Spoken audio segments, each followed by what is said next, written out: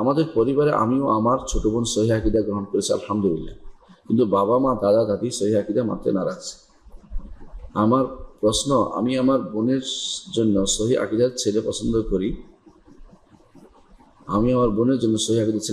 করি, বোনও সেটি চায়, কিন্তু বাবা তেমন ধর্মগুরু নয়, সে জোর করে চাকরিজীবী ছেলের সাথে বিয়ে দেবে, সে ছেলে দিনদার হোক বা না হোক।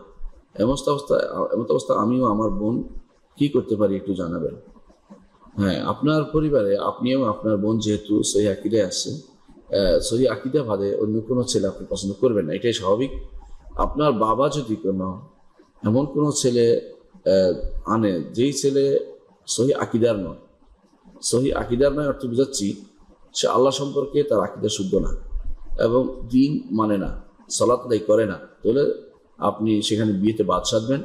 আপনি তখন অভিভাবক হিসেবে আপনার বোনকে বিয়ে দিতে পারবেন, কারণ আপনার বাবা অভিভাবকত্ব তখন বাতিল হয়ে যাবে। বাবা যদি কোনো হিন্দুর কাছে বিয়ে দিলে যেমন বাতিল হয়ে যায়, তেমনিভাবে বেনামাজির কাছে বিয়ে দেওয়ার চেষ্টা করলে সেটা বাতিল হয়ে যাবে। এবং যদি এমন কোনো লোকের কাছে বিয়ে দেয় যে কবর পূজারী, অথবা যে মনে করে যে অলিয়া আল্লাহরা সবকিছু পরিচালনা করতে পারে, এই জাতীয় কোনো যেগুলো শিরকি আকীদা পোষণ করে বাবা মা বা আত্মীয় স্বজন, তাহলে তাদের অভিভাবক তারা হারাবে।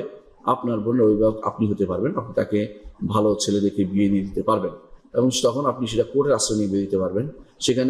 সেখানে